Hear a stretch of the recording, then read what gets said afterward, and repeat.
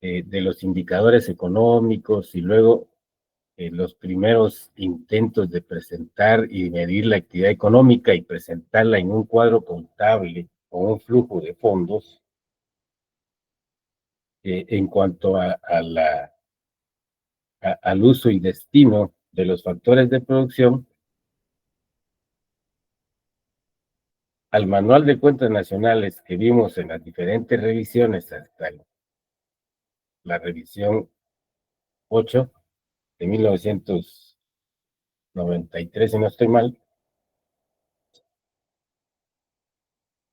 la esencia, el fundamento teórico de esa medición a nivel macroeconómico la encontramos acá. Y luego de haber explicado la corriente real de factores y luego de bienes y servicios, estamos hablando de transacciones económicas. El hecho de que las familias constituyan el mercado de factores para poder adquirirlos por parte de las empresas, lógicamente hay una transacción económica,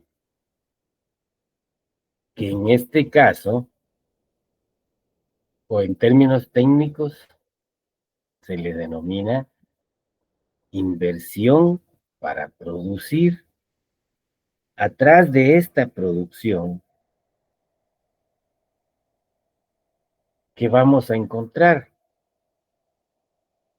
Lógicamente la combinación de estos factores, pero para hacer esa combinación o esa ecuación eficiente de producción, se requirió una inversión inicial. Y la inversión es una transacción económica típica, ¿cierto? Y lo vamos a ver más adelante, ¿ok? Explicado eso, el total de bienes y servicios que se producen multiplicado por los precios de mercado constituyen el mercado de bienes y servicios. Aquí se dan las otras transacciones. Todos los días y todas esas transacciones agregadas es la que tenemos acá.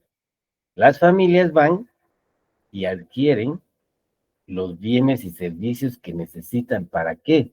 Particularmente el factor trabajo, para recuperar el desgaste físico y mental, perdón, que se haya realizado en el proceso productivo, en el servicio que se presta, en el trabajo que se realiza, etcétera, etcétera, ¿ok? Pero vemos otra transacción que agregada constituye el ingreso de familias y el total de bienes y servicios que esas familias necesitan, derivado de la remuneración de los factores de producción.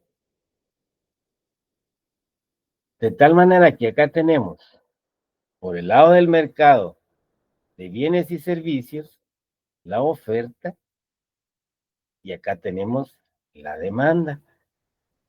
Por lo tanto, por cualquier corriente que se mida, que se cuantifique, la oferta global va a ser igual a la demanda global. Por el lado que se tome para medirla, que son los métodos básicos agregados para cuantificar esta actividad económica. Derivado de esa actividad económica, resulta que la sociedad constituida por el Estado, que somos todos, las familias, las empresas, dentro de los límites territoriales de un país, esa población, que es un elemento fundamental del Estado, actúa o actuamos o nuestra conducta está normada por un sistema jurídico. De tal manera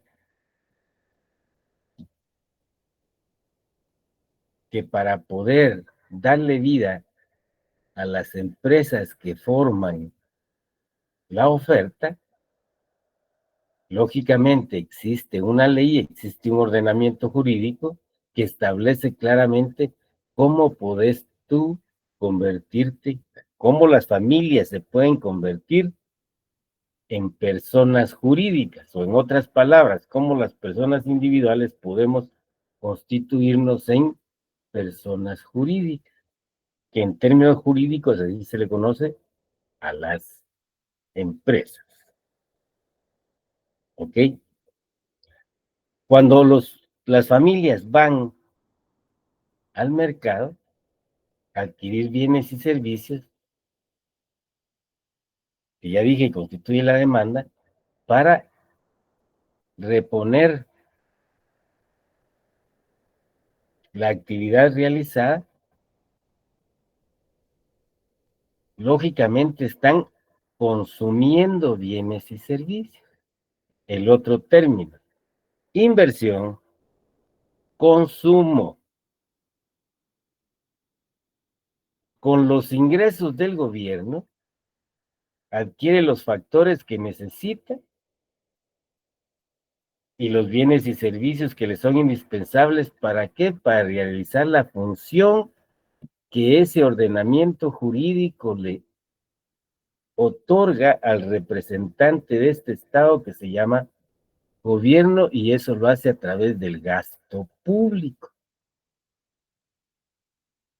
Y lógicamente, el otro agente económico, porque no se puede vivir en autarquía, no contamos con todos los recursos, factores de producción ilimitados y necesarios para producir todo lo que esta población necesita y lo que necesitan las empresas. Razón por la cual tenemos relación con otros países que acá se identifica como sector externo o resto del mundo, y aquí tienen lo que conocieron ustedes en la macro como las exportaciones netas.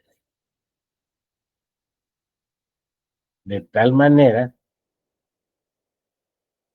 que si lo veo por la demanda agregada, esta va a ser igual a ¿qué? Al consumo más la inversión más el gasto de gobierno más las exportaciones netas. ¿Ok?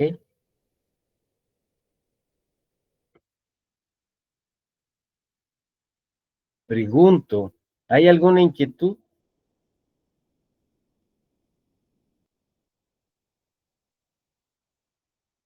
colegas?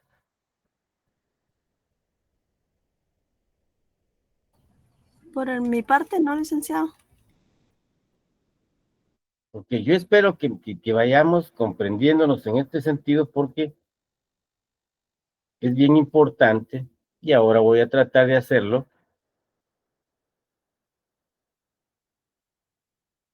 ya en blanco y negro.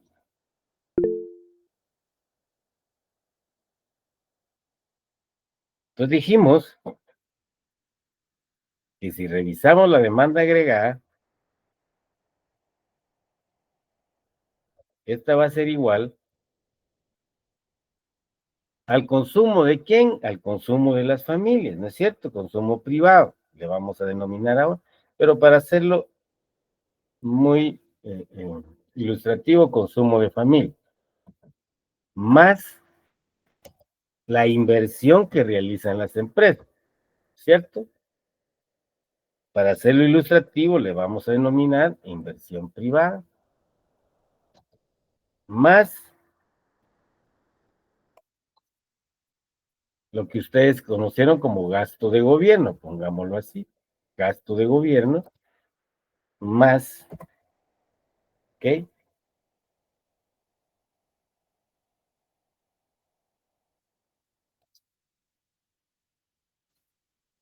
Así lo conocen ustedes, exportaciones netas.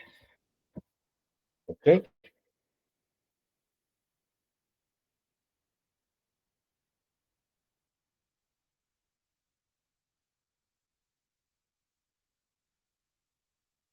¿Qué sucede? Y aquí les pregunto a ustedes.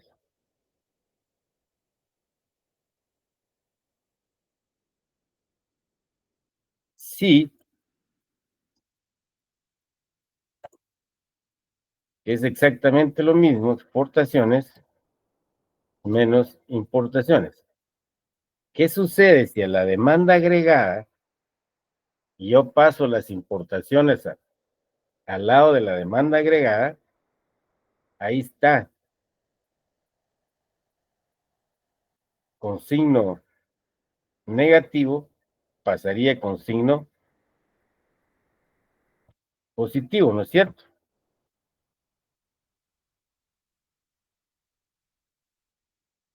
Y esto sería igual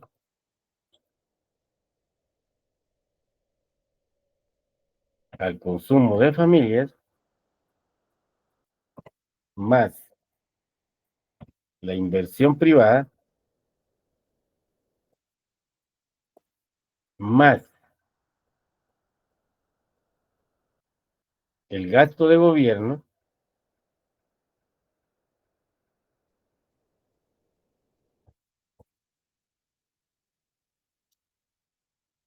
más las exportaciones, ¿no es cierto?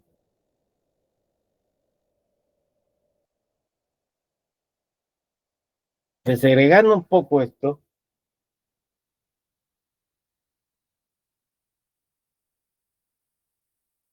aquí tendrían ustedes un desequilibrio, porque la demanda agregada que contiene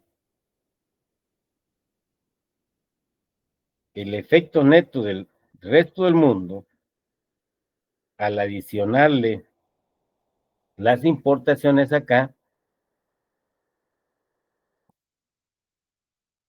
lo estamos duplicando. ¿Me explico? Aquí ya tiene el efecto neto, X menos M, ¿no es cierto? Porque esta es la ecuación que estábamos viendo de la demanda agregada. Si yo traslado las importaciones otra vez acá, lógicamente estoy duplicando un dato que ya fue considerado.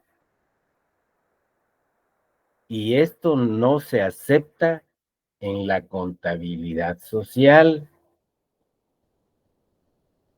La contabilidad social no acepta duplicaciones.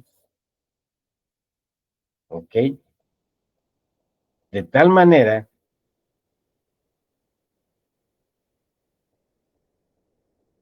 que al no representar esto en paréntesis, como lo teníamos anteriormente, ahí sí está representado acá. ¿Ok? Si yo le quito los paréntesis, colegas, yo ya no estoy hablando de la demanda agregada.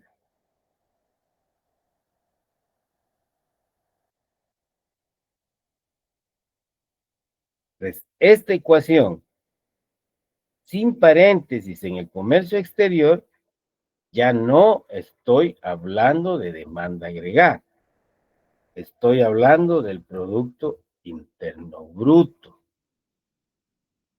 Y ahora puedes ver esto. Si traslado al otro lado del signo las importaciones, ¿ok? Pasan con signo positivo. ¿Por qué razón? En esta ecuación, lógicamente ya la restamos, ¿no es cierto? No está contenida aquí. De tal manera que ahora sí puedes indicar que Producto Interno Bruto más las importaciones, lógicamente te va a dar la oferta agregada, que va a ser igual Aquí sí, a la demanda agregada, porque te queda el total de exportación. ¿Qué vimos en el flujograma?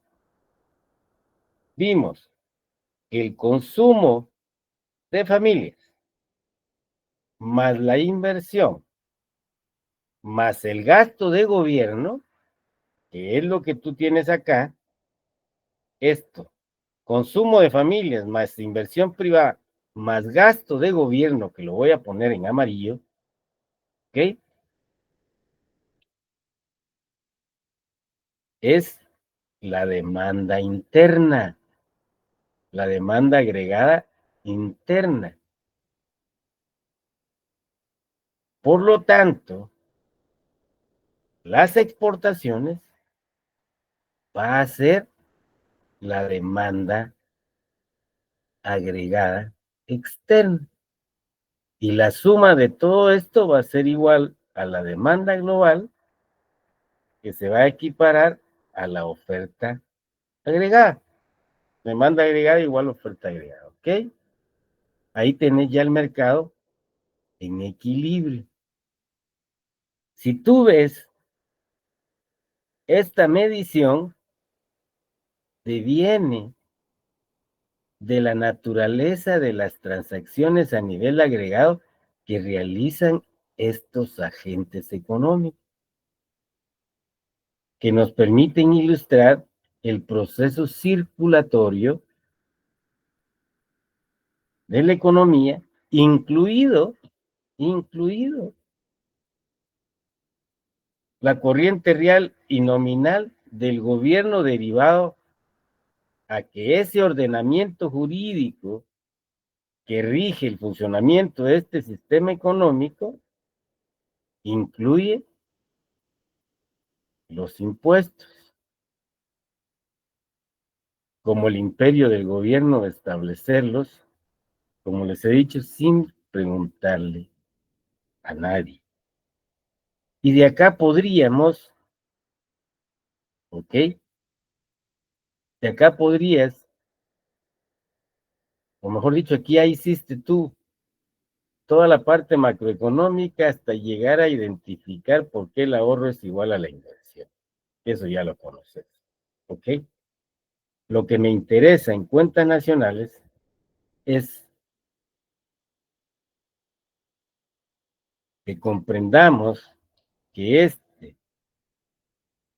esta síntesis de flujo circular de la macroeconomía de John Maynard Keynes es la base sobre la cual se crearon los sistemas de cuentas nacionales por el lado de las Naciones Unidas.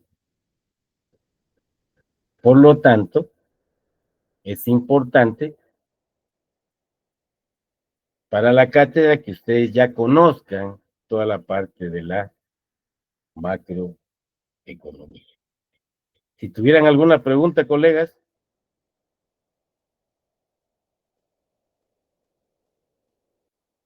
Bien, entonces con esto completamos esos antecedentes, ¿ya? Y ahora vamos a entrar la aplicación de todos esos sistemas en nuestro país.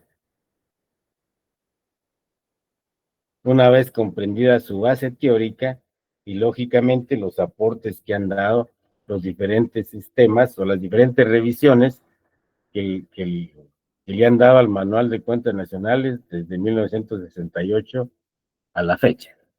¿Ok? Ahora vamos a entrar, como dije, a ver la aplicación de esas cuentas nacionales para el caso del país. En este sentido,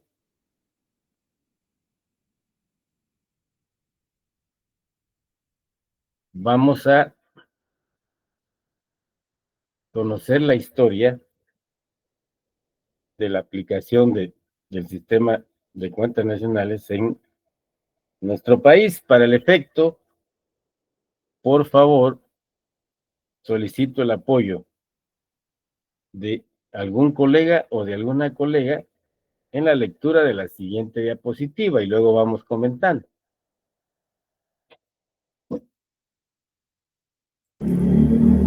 ¿Está bien si lo leo yo?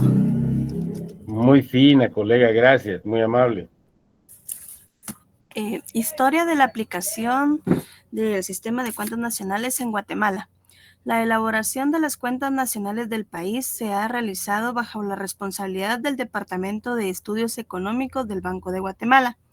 La primera medición y cuantificación de la producción del país la efectuó una misión del Banco de Reserva de los Estados Unidos en 1949, estimando el Producto Interno Bruto de 1947, publicado en la obra Finanzas y Desarrollo de Guatemala. Posteriormente, en 1951, el licenciado José Antonio Palacios creó nuevas bases para el cálculo del Producto Nacional Bruto, aparecida en su publicación Ingreso Nacional de Guatemala. Gracias, muy amable. A ver, aquí tenemos los primeros intentos y aportes para medir la actividad económica del país.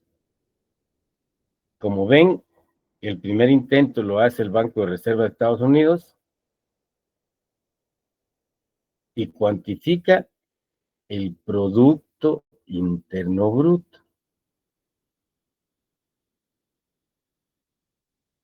4 años después, o 3 años después, pues fue para el 47, 3 para el 51, el licenciado José Antonio Palacios fue un técnico del Banco Central, en paz descanse, por supuesto,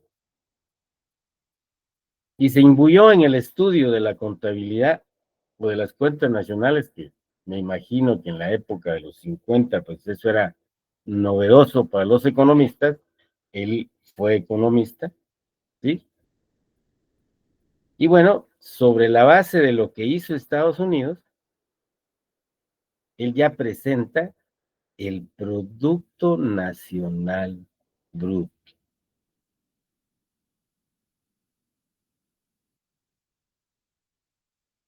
¿Qué diferencia piensan ustedes que hay entre esta variable, Producto Interno Bruto, y Producto Nacional Bruto?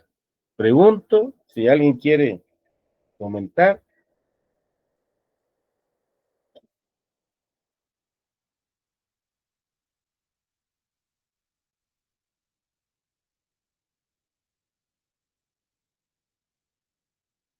¿Cuál fue la pregunta, perdona? Como podemos darnos cuenta en estos antecedentes, la revisión que hace el Banco de Reserva, o la medición que hace el Banco de Reserva de los Estados Unidos, calculó el Producto Interno Bruto. Sobre lo que viene a ser el Banco de Reserva de los Estados Unidos en el 49 para medir la producción del 47, esta sirvió de base o tomó de base el licenciado José Antonio Palacios, técnico de cuentas nacionales del Banco Central en aquel momento, y él cuantificó y midió no el Producto Interno Bruto, sino el Producto Nacional Bruto. ¿Ok? Mi pregunta es, aquí hay dos variables, una interna y una nacional. En su opinión, ¿qué diferencia creen ustedes que hay entre estas dos variables? Si es que hubiera alguna diferencia, según su opinión, pues.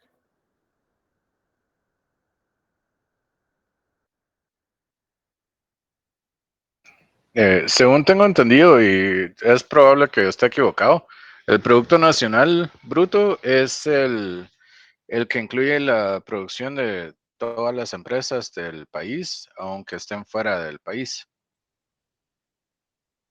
Pero tal vez estoy equivocado. Muchas gracias, muy amable. Ya, pues no está equivocado, solo que no es la producción, pero lo vamos a afinar más adelante, que hacen las empresas guatemaltecas en el resto del mundo, ¿no es cierto? Pero bueno, Gracias, Lick.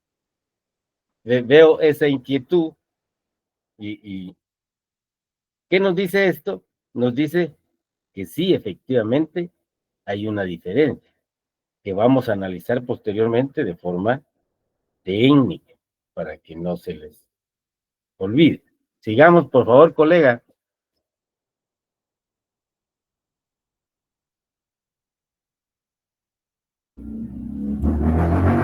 La siguiente diapositiva.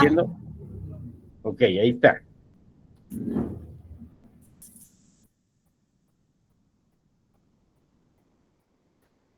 Creo que no ha cambiado, Lick. Es la misma, licenciado. No ha cambiado. No. Según yo, no iba a tener problema, pero Ahí ahora está. sí la mira. Ahora creo que se pasó 2.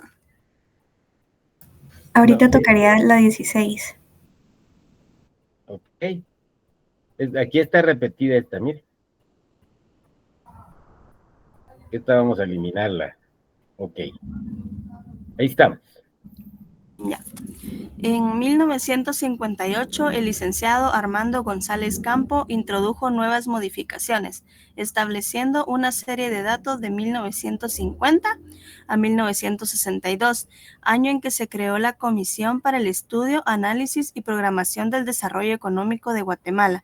Dicho trabajo se realizó con asesoría de la Comisión Económica para América Latina y se utilizó el modelo de la producción por origen sectorial conforme los criterios de las Naciones Unidas. Bien. Entonces vemos que el primer intento se hace en el 47 por el Banco de la Reserva, luego en 1951, y el que fue director de Cuentas Nacionales y presidente del Banco de Guatemala, el licenciado Armando González Campo, que también está ahí en el Departamento de Cuentas, hace una revisión de la serie de años de 1950 a 1962. En este año, tengamos presente, se creó la Comisión para el Estudio, Análisis y Programación del Desarrollo Económico de Guatemala. ¿Quién la coordinó y quién asesoró? La CEPAL, la Comisión Económica para América Latina, y utilizaron el método de la producción por origen sectorial, conforme ya a los criterios de las Naciones Unidas. Cuando hablamos de la producción por origen sectorial, nos estamos refiriendo al proceso de producción que realizan las empresas agrícolas, industriales, de servicios, ¿ok? De los diferentes sectores. Entonces, por el lado del origen, por ese lado, perdonen, ¿alguien quiere empezar? Voy a ver quién es.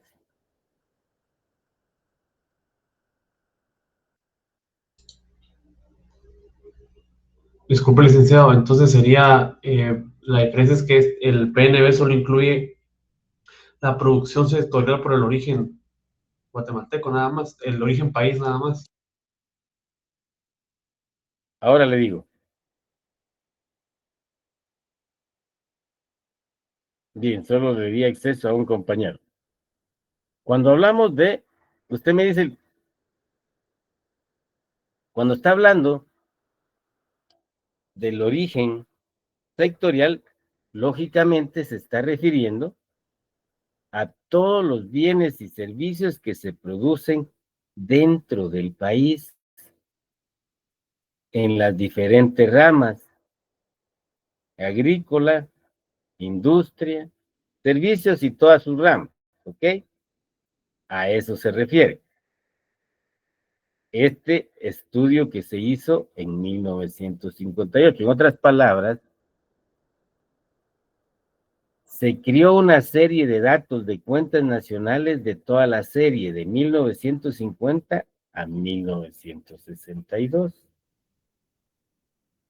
Al medir el producto, lógicamente estaban midiendo el crecimiento del Producto Interno Bruto desde 1950 a 1962.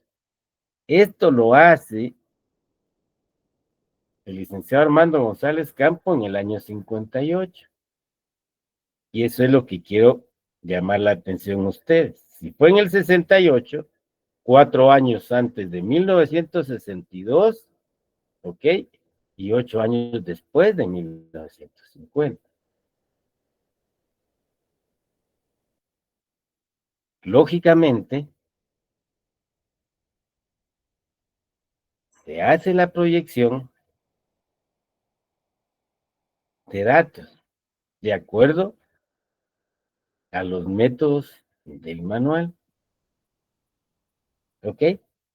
Independientemente de eso, lo importante es que quede ustedes claro que se inicia el proceso de medición de la actividad económica en el 49, posteriormente se hace un esfuerzo en el 51 y en el 58 se presenta ya una información de la economía de 10 años, de 12 años, ¿ok? Para conocer el comportamiento de la tasa de crecimiento económico de esta producción, que muy bien dice el compañero, por el origen sectorial, se refiere a la producción que se hace dentro de los límites territoriales de Guatemala. Claro está que en aquel tiempo Guatemala, lógicamente, ya tenía relación con el resto del mundo. ¿Me explico?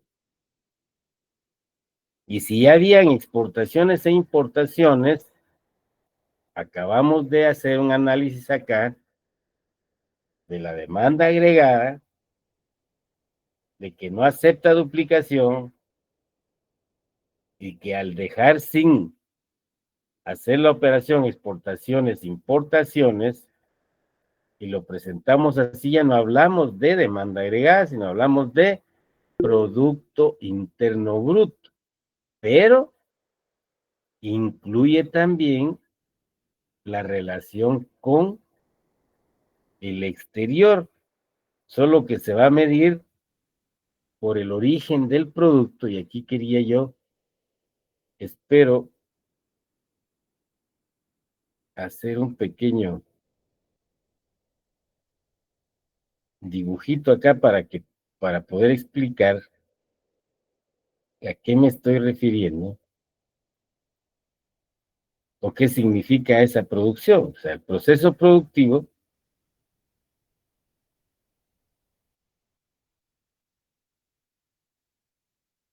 lo voy a graficar de esta manera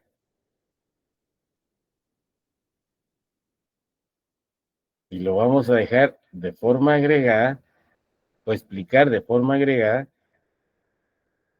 ¿ok?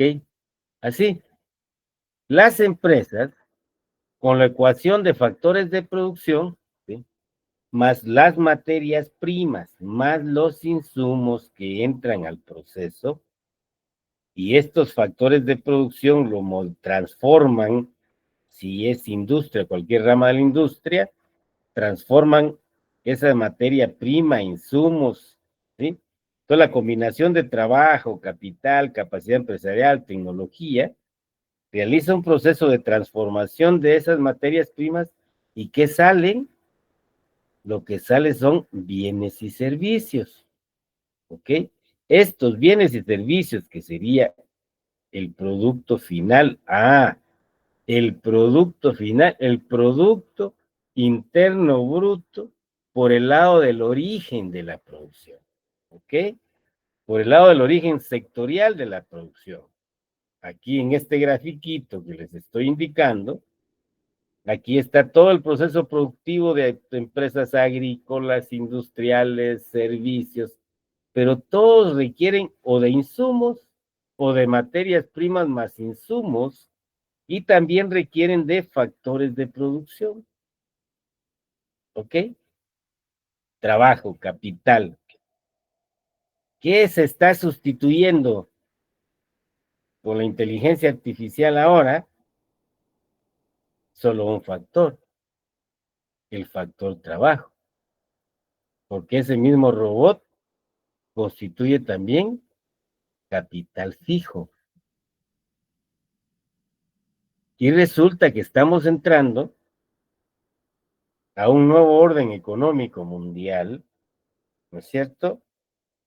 En donde lógicamente, con la inteligencia artificial, nos estamos dando cuenta de esa sustitución del factor trabajo por factor capital fijo. Y lógicamente vamos a conocer una teoría económica del valor sustentada más ahora en que el que le da valor a los bienes y servicios que van al mercado ya no va a ser el factor trabajo. Al ser sustituido por la robotización de la producción, lógicamente, el capital fijo es el que le va a dar valor. Ahí ya la teoría subjetiva de que el valor de los bienes y servicios se da por la expectativa de tu ganancia, que no tiene validez, ¿ya? Porque cualquier proceso productivo que ustedes, pequeño, mediano, o las grandes o las transnacionales empresas, lo que cuidan es sus costos en materias primas, en insumos, ¿ok? Más lo que invierten en capital fijo, en mano de obra, renta de la propiedad, tecnología, y eso le va a dar su coste total. Por lo tanto, no lo estás viendo por el lado de lo que vas a ganar.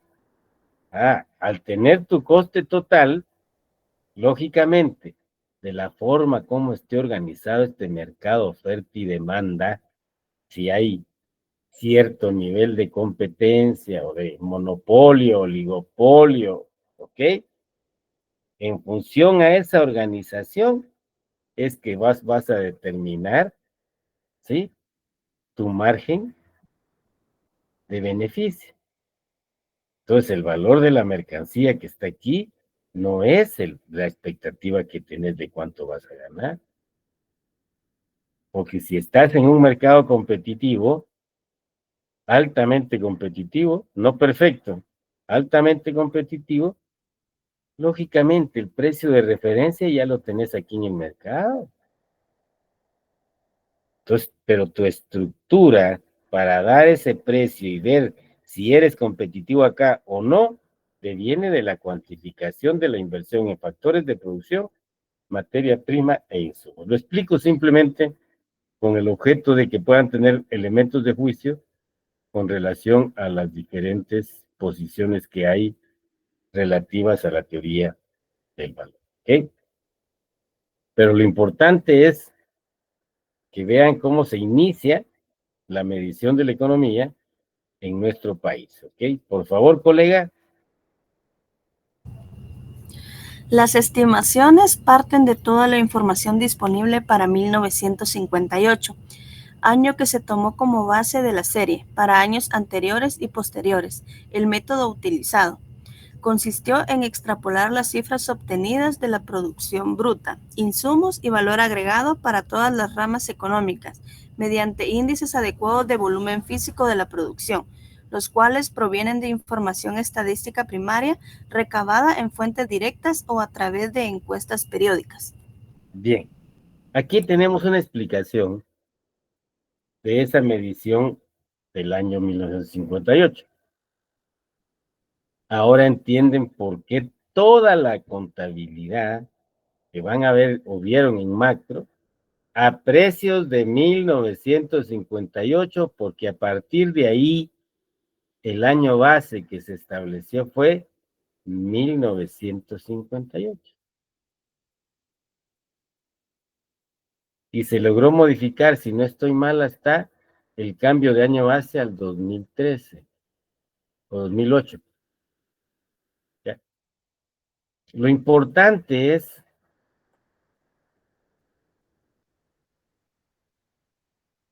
que podamos comprender como economistas a qué nos referimos con año base. Y que ese año base no es cualquier año. No se selecciona arbitrariamente. ¿Okay? La recomendación de las Naciones Unidas para establecer un año base es que a través del estudio de la serie, en este caso 50-62, el año en que el comportamiento de la actividad económica fue menos errático, o diciendo lo mismo, fue más normal que el resto, eso permite definir y determinar un año base. ¿Y cómo nos fuimos hacia atrás y cómo nos vamos hacia adelante? Acá está la importancia, y ya se los había anticipado. Las materias relacionadas con la contabilidad social fundamentalmente va a ser, aparte de la economía, por las variables económicas, la estadística. Ojo, esto ya lo conocen ustedes. Ustedes conocen el método para poder extrapolar datos. Lo vieron en estadística. ¿Qué hace Elip González Campo? Extrapolar las cifras de la producción bruta, insumos y valor agregado para todas las ramas económicas. Ojo, mediante otro elemento estadístico. Hago énfasis en esto porque no por gusto la cadena de cursos para ser economista no se hizo tampoco arbitrariamente. Está diseñada de tal manera que cuando llegues vos a este semestre, ya sabes a qué se refiere y qué materia o qué instrumento tenés ya en tu capacidad, porque estos ya los has visto. ¿Okay? Índices de volumen físico de producción, ¿ok? Los cuales se elaboraron a través de, les dije, en la década de los 50 fue el primer censo que es fuente directa de información, el censo industrial, que se hace en desarrollo industrial, tuvieron que haberlo visto, se hizo mucho antes acá en Guatemala, cabalmente en el tiempo de la revolución, se hace un censo de la industria, de la agricultura, porque en aquel tiempo, en aquel momento, Juan José Arévalo emitió la primera ley de promoción y desconcentración industrial, ¿ok? Que tiene relación, que ahí estaba la fuente de información para el año 47 y luego el censo que se repite en los años 50 para poder actualizar los datos y poder medir la actividad económica. Pero aquí tienen ustedes qué se hizo y yo quería resaltar. Año base, de una vez para que te quede claro, porque vas a encontrar el año base, precios de 1900 o del 2016 o del 2020, el año que puedan establecer. Como economista, a diferencia del resto de profesionales, sabes que ese año base no se hizo de forma, o no se tomó de forma arbitraria. Debe de llenar determinados requisitos, ¿ok? Y fundamentalmente el comportamiento de la economía debe ser menos errático, ¿sí? Que no tenga subas, bajas, eso es errático, esto, sino que lleve un comportamiento ya normal, si está estable o va en crecimiento acelerado o gradual, pero ese es un comportamiento normal, no errático que sube y baja, ¿ok? Y ya vimos que se llamaba ciclo económico. Bien. ¿Alguna inquietud hasta acá, colegas?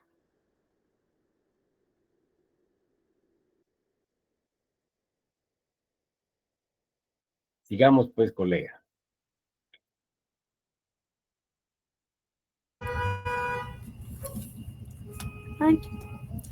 Método de cálculo de la serie 1950 a 1962. Las estimaciones se realizaron a precios constantes de 1958, a los que se le aplican índices de precios apropiados para convertirlos a precios corrientes. Okay. Las Deme principales- chance en esto, por favor, Ligda. Sí, gracias. Escuchen, jóvenes, fundamental. Otra variable importante, una medición de los precios. Precios constantes de 1958. Vos podés decir precios constantes de este año o a precios de 1958 o a precios del año base 1958. A esto se le aplican, ojo, otra vez, índices de precios apropiados. Cuando se dice apropiados, es de acuerdo a la variable que se está manejando. Si voy a ver o estoy viendo las exportaciones, va a ser un índice de precios de exportación.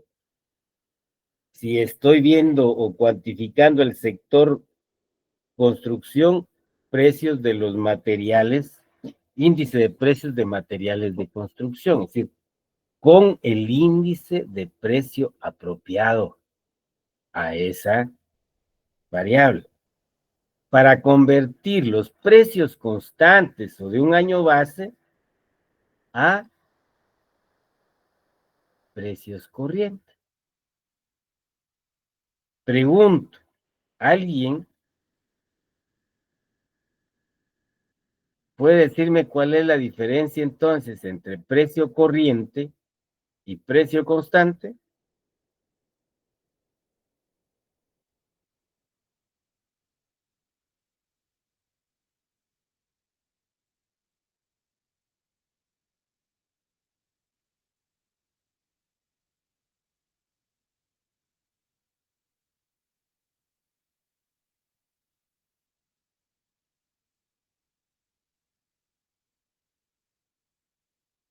Colegas,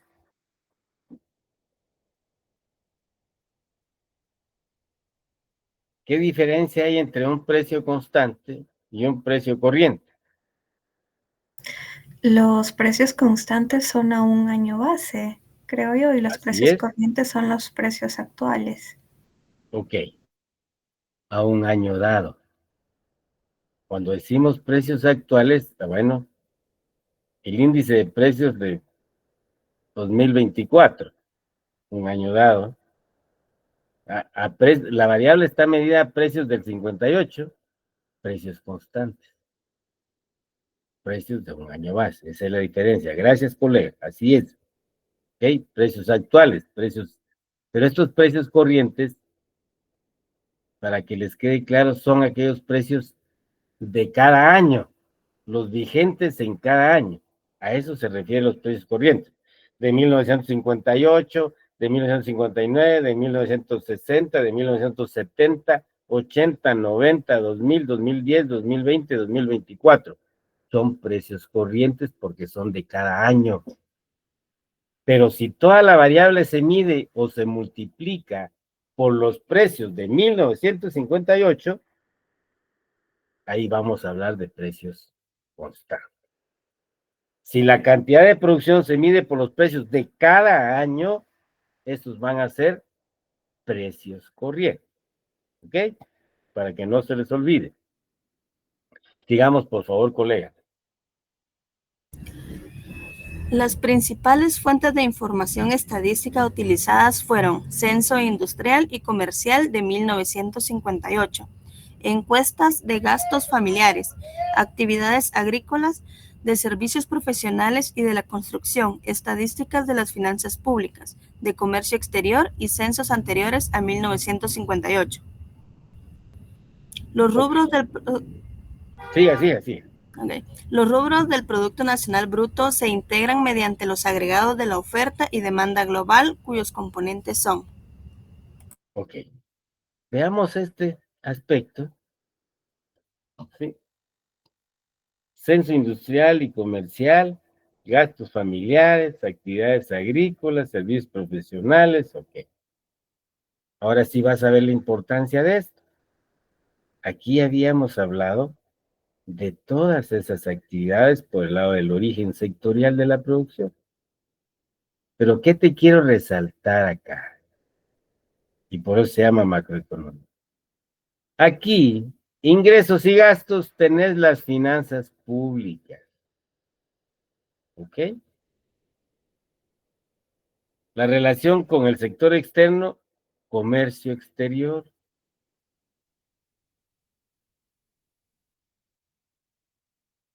Los gastos de las familias, el ingreso de las familias, una parte va al gasto de bienes y servicios y otra al ahorro.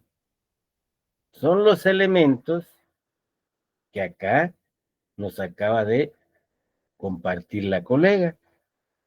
¿Ya? El origen sectorial de la producción, las finanzas públicas, el comercio exterior, ¿ok? Y toda aquella información que, como les dije, ya venía de la década, finales de la década de los 40, que se da el primer censo industrial, o censo, se da un censo total de la producción, porque allá se habló de industria, incluyendo como industria las artesanías, etcétera, pero bueno, todos esos datos, ¿ok? Aquí ya vamos viendo la importancia que la información actualizada de todo este flujo circulatorio de la actividad económica de un país en finanzas públicas, en comercio exterior, en ingresos y gastos de las familias, etcétera, etcétera, actualizada es muy importante. ¿Por qué? Porque estamos midiendo la actividad económica ahora, en esta época. Y lógicamente la estructura productiva de los años 50 fue diferente a los 60, 70, bueno, es diferente en la actualidad. Ojo, el tema de los gustos y preferencias del consumo del consumidor también van a ser diferentes. De tal manera, y viendo otra vez acá, que te dije, oferta agregada, demanda agregada, ¿ya? Puedes ver tú lo que estamos analizando ahora acá con la aplicación de las cuentas nacionales al país, y aquí te dice que la producción nacional bruta está integrada cuando se realiza ese método de Armando González Campo, ¿sí? Por lo siguiente, y nos aparece los componentes. ¿Cuáles son los componentes? Por favor, colega. 1. Gastos en consumo de las personas e instituciones sin fines de lucro. 2. Gastos en consumo del gobierno central. 3. Inversión geográfica bruta en capital fijo. 4. Variación de existencias. 5. Exportación de bienes y servicios. 6. Importación de bienes y servicios. Con los agregados anteriores se determinan los gastos dedicados al Producto Interno Bruto, adicionándole al final el ajuste por la variación de la relación de intercambio de factores. A finales de 1964 desaparece la misión conjunta, quedando la responsabilidad del desarrollo de las cuentas nacionales al Departamento de Estudios Económicos del Banco Central. En el año del 2004, el Banco Central contrata los servicios de consultores internacionales para hacer el cambio del año base de 1958 al 2001, aplicando la metodología actualizada por Naciones Unidas, revisión 4 año 2003. Muchas gracias, colega. Ok. Ya habíamos visto los componentes que salen del flujo circular de la actividad económica. Y aquí los tienes, que fueron los tomados y no podían tomar otra cosa más, porque lo que se mide, por favor, que no se te olvide, son todas las transacciones económicas que se dan entre los entre los agentes económicos de un país a nivel macroeconómico. A nivel micro, todas las empresas a nivel micro, la suma de todas esas transacciones de las empresas y de las familias, de nosotros como individuos, ¿sí?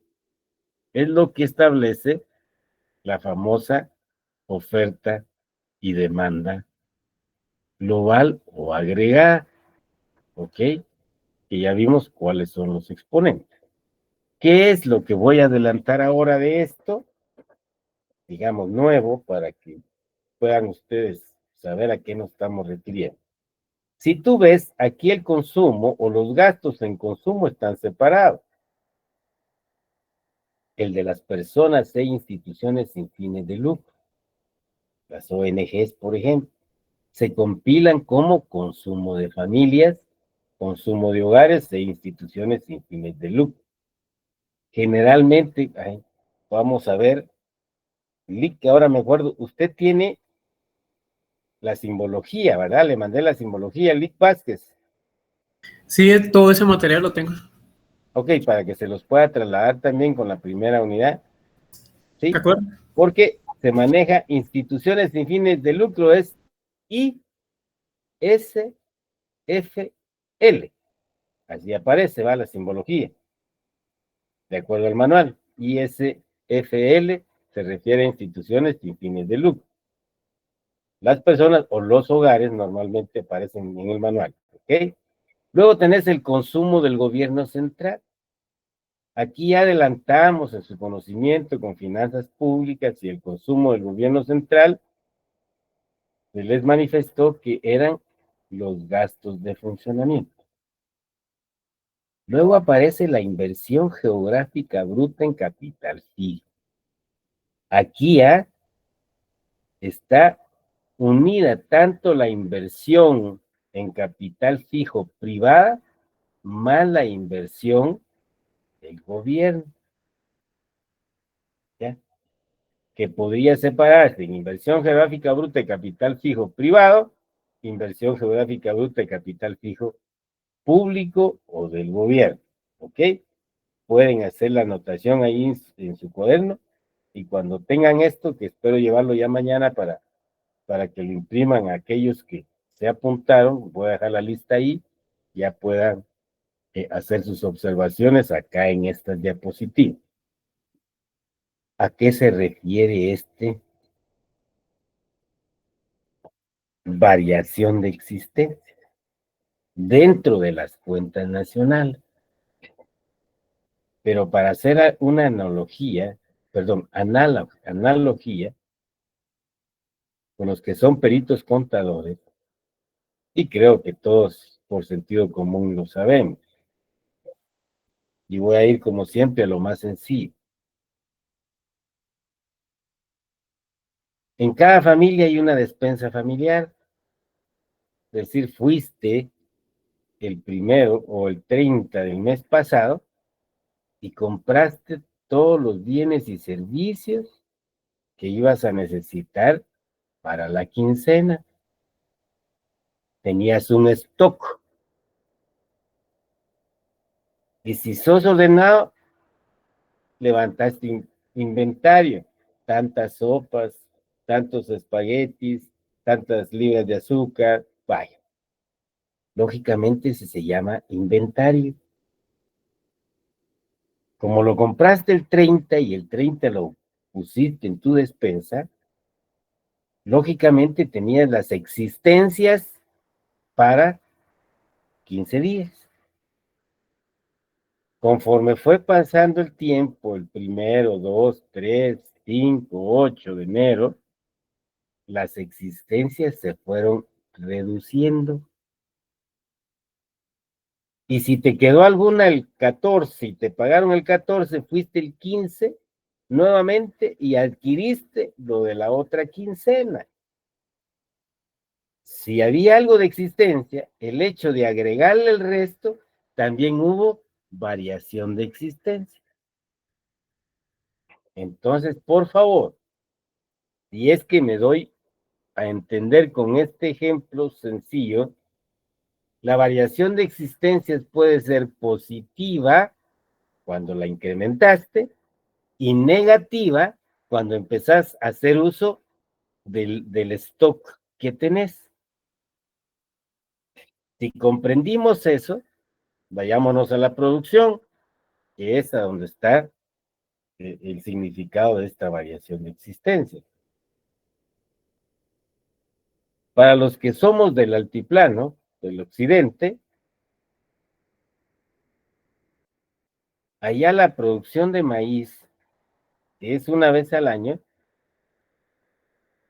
se levanta la cosecha, se hace la mancuerna, normalmente se pone en las vigas de los techos de las casas, se hacen los bultitos ahí, y esa, la mejor mazorca, el mejor maíz que se produjo, ese es el que se guarda, o sea, no se va al consumo, parte se va al autoconsumo, pero se guarda como semilla para el año siguiente, para la siembra del año siguiente. Pues lógicamente, la existencia de esa materia prima, de esa semilla, ¿sí? Cuando se siembra, estás usando la producción del año pasado que tenías en existencia. Por lo tanto, hay una reducción, hay una variación negativa de tus existencias.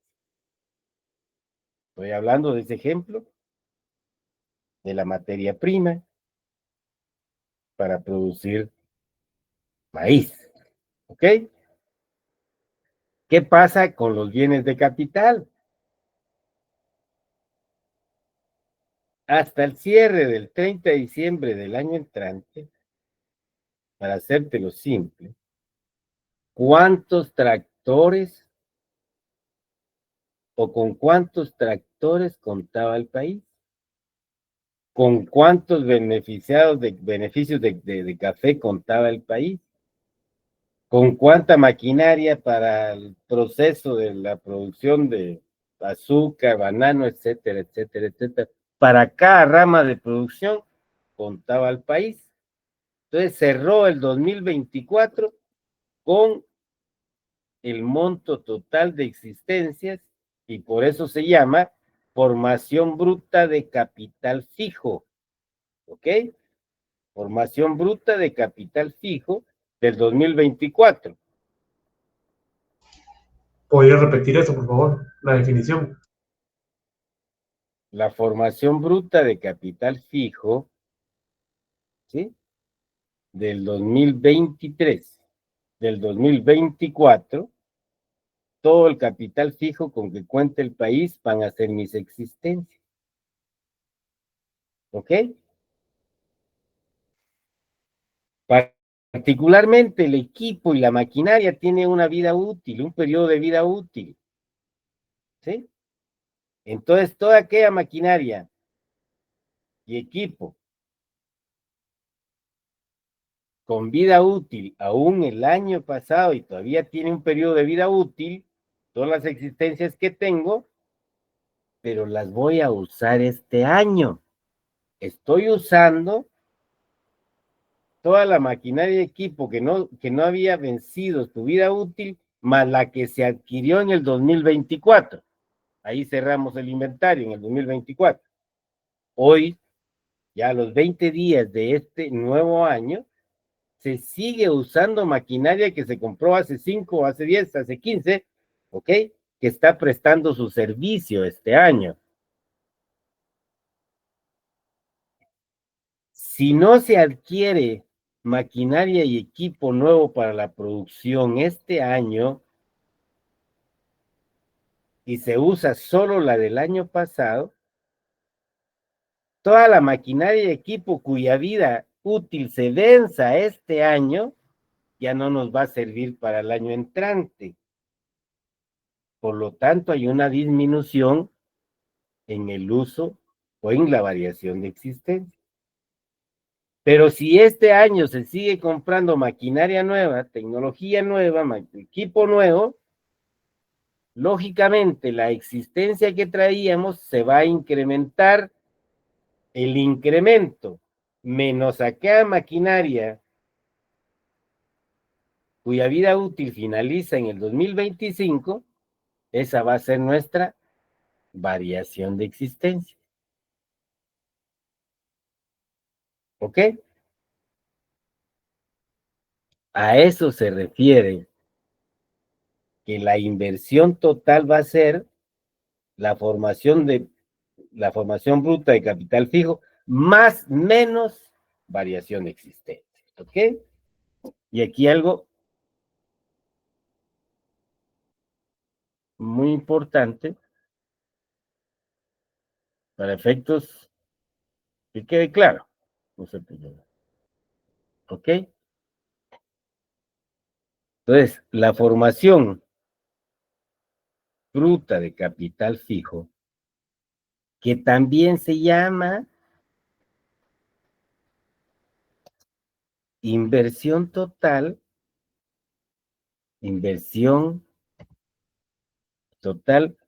real, va a ser igual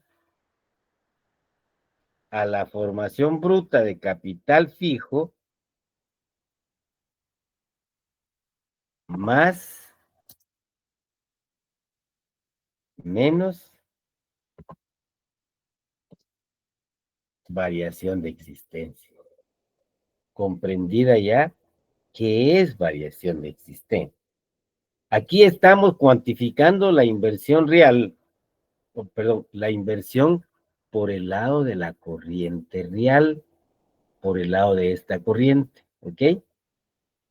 Inversión real, ¿ya? Por el lado del nominal,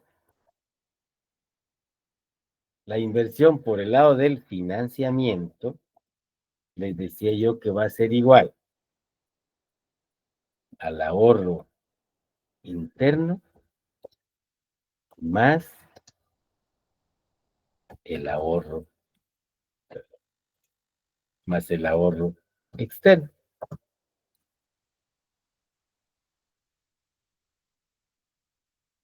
Lógicamente, y aplicando tu teoría keynesiana, el ahorro interno va a ser la parte del ingreso que no se consume en el país. Punto. Solo que vamos a ver cómo se calcula, pero no es objeto en este momento. Es aclarar las variables que venimos conociendo acá, que se aplicaron en la medición de la actividad económica del país y se siguen aplicando, para que el concepto y la naturaleza de la transacción quede absolutamente clara y no haya dudas al momento de hacer un registro o de cuantificar una variable, ¿ok? Entonces decía yo que el ahorro, como ustedes saben, es la parte del ingreso que no se consume. Punto.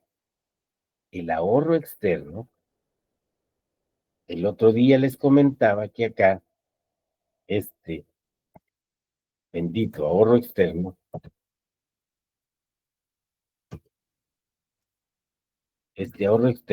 lógicamente su explicación es que está conformado por líneas de crédito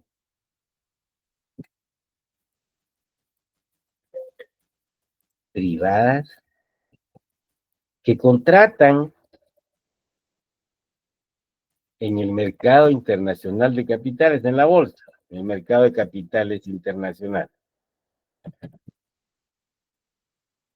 y que ingresan al país, ni modo, si vos como empresario estás prestando allá por cuestiones del costo o del uso del dinero ajeno, cuestiones de tasa de interés, más baja allá que la nuestra, ¿ok? ¿Sí? Más los préstamos que el gobierno contrata. Ya vimos la deuda pública externa, más la deuda pública externa, pues, de cada año, por favor, de tanto la línea de crédito como la deuda pública externa o los préstamos externos, ¿sí? Del año que estemos cuantificando. ¿Ok? Ese es el ahorro externo. Solo que todo esto se registra y se mide, ¿ok? Se cuantifica en la balanza de pagos. BP, balanza de pagos. Mejor te lo pongo para aquellos que se les olvide, ¿ok? ¿Por qué estoy manifestándoles esta aclaración? Porque en el momento que tú querrás conocer el ahorro externo, ¿a dónde lo vas a ir a buscar? A la balanza de pagos. ¿Ok? Y este va a venir dado en el caso de las líneas de crédito que contrata el gobierno, que va a contratar en el 2025, menos el pago del capital que prestó el periodo anterior, que va a ser. Esa va a ser la parte que voy a tomar. Más el préstamo contratado o negociado, menos lo vimos en finanzas públicas, cómo se financiaba el déficit con deuda pública interna y externa. El financiamiento externo neto viene dado por los préstamos o la negociación de préstamos, menos la amortización de capital, que es el registro, repito, que se da acá, pero que ustedes ya tienen algún bendito conocimiento sobre esto, porque lo vimos en finanzas públicas. Repito, el objeto es dejar muy claro el tema de la inversión y la variación existente, que nos llevó a hablar de ahorro precisamente por el cálculo de la inversión real, o por el lado de la corriente real. Y por el lado de la corriente financiera, pues había que complementar. Bien. Entonces, como ven, para ratificar el cambio de año base no es sencillo.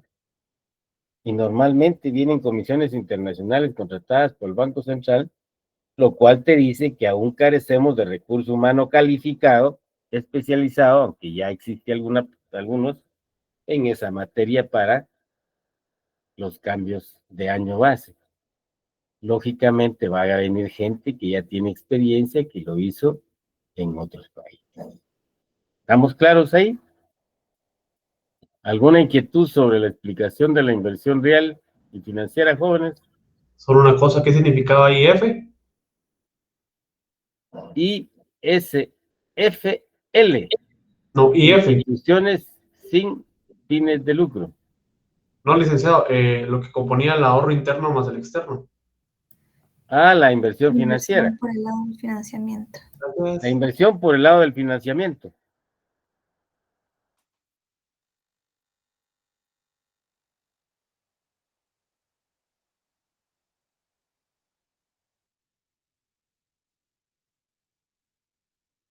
Lógicamente lo vamos a ver eso posteriormente, no se preocupen cuando hagamos el cálculo ya con números, con datos, perdón.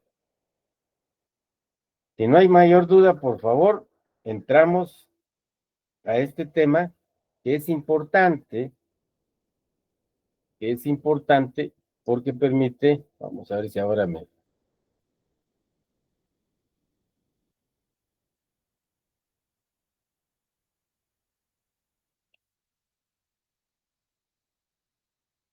¿Visualizan en blanco la diapositiva? Yo no, licenciado. Está la anterior. Ahorita está la que dice diferencias y semejanzas. Ah, ok, gracias. Entonces este también. Ahora ya estoy viendo cómo la puedo agrandar, pero que la vean ustedes. Ok, entramos a este tema. Revisando un poco el tiempo, creo que la importancia de este tema, por favor, es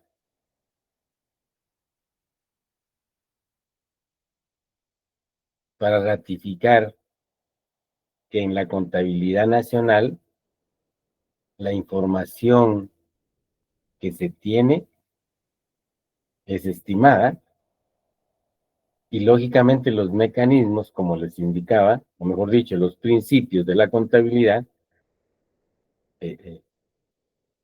comparada con la contabilidad micro, con la contabilidad privada, pues se sustenta también en el principio de partida doble. En ese sentido, sí es importante que les quede claras las diferencias y las semejanzas. ¿Ok? Repito, si hay contadores que se dedican a eso, van a cambiar su mente porque no se aplica exactamente igual acá en las cuentas nacionales. Los que no son contadores, tenemos la suerte de no ser contadores, vamos a comprender mejor porque son registros los que vamos a realizar. De esa cuenta, sigamos con la colega viendo las diferencias y las semejanzas. Por favor, Lita. Diferencias y semejanzas con la contabilidad privada. Semejanzas. 1. La contabilidad privada permite conocer la situación financiera de la empresa. 2. La contabilidad nacional permite conocer la situación económica del país. 3. Las dos contabilidades utilizan el principio de la partida doble. 4. La contabilidad privada sirve para tomar decisiones en la empresa. 5. La contabilidad social sirve como instrumento de decisión en la política económica. Ok. Como ven, ahí tenemos las 5 semejanzas que hay entre la contabilidad privada y la contabilidad nacional. Hace énfasis las primeras en que las dos sirven para tomar decisión, en que las dos contabilidades usan el principio de partida doble, ¿ok? En que las dos contabilidades permiten tener un diagnóstico del estado de cosas o la situación financiera de una empresa, y la contabilidad nacional, cuál es la situación económica de un país. En palabras sencillas,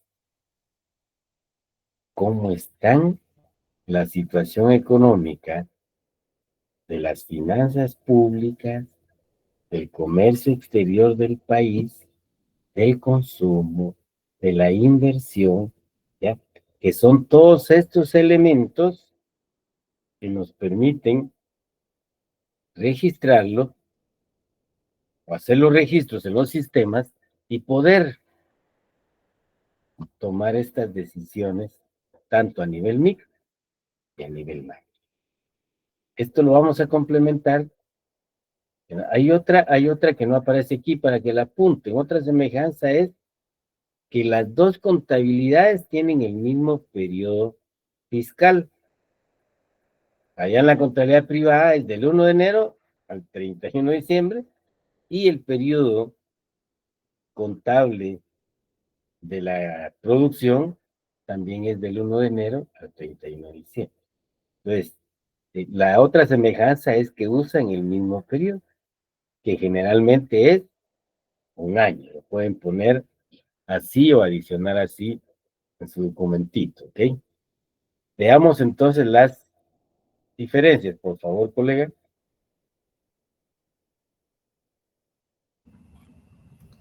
Diferencias. 1. La contabilidad privada hace énfasis en la situación financiera de la empresa.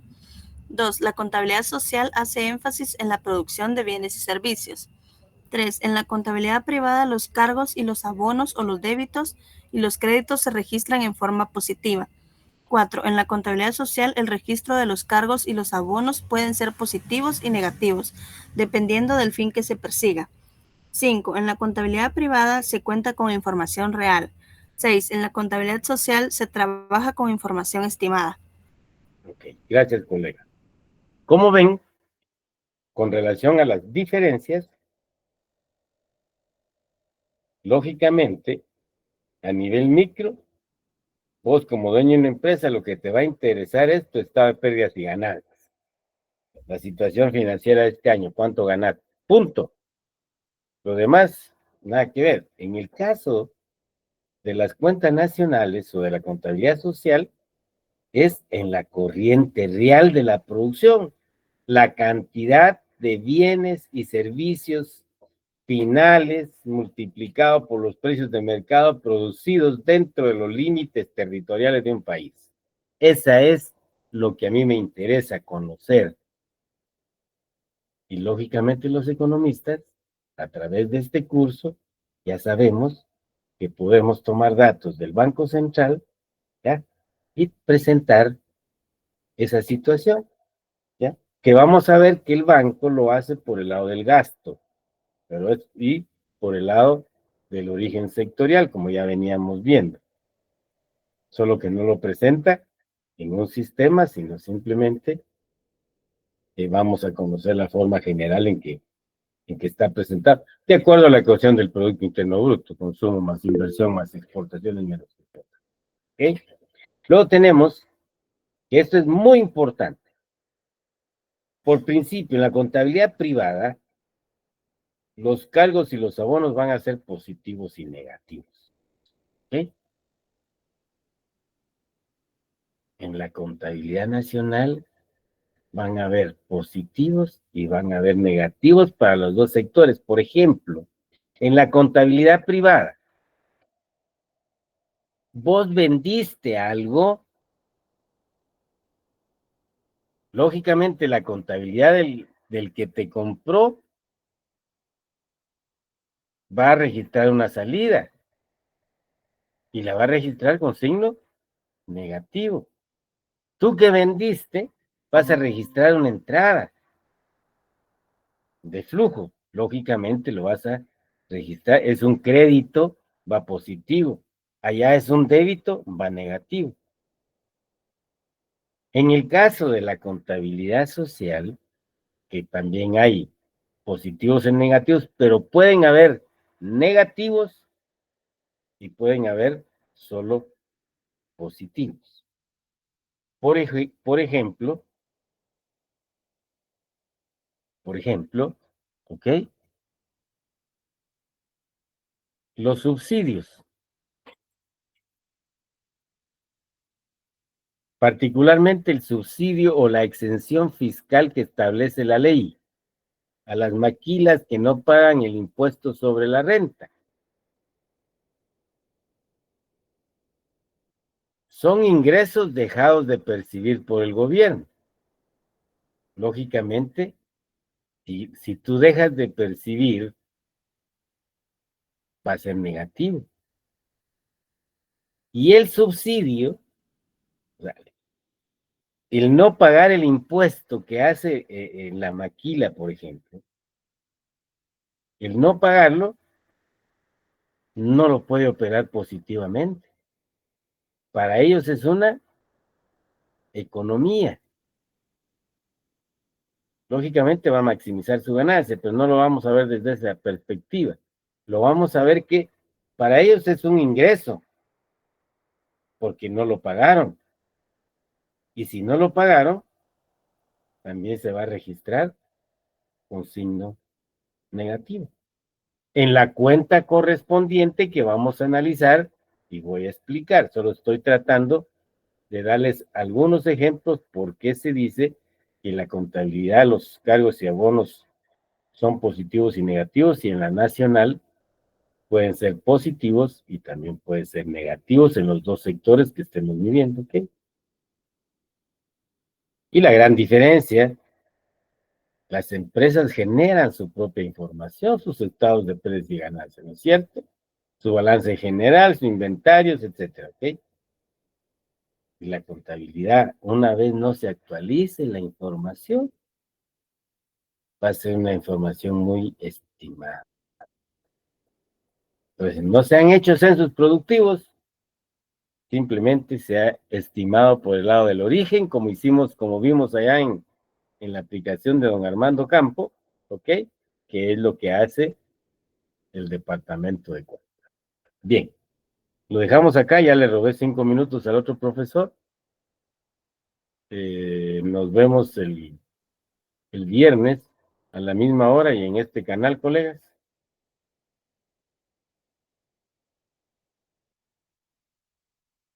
Perdón, miércoles. Disculpen.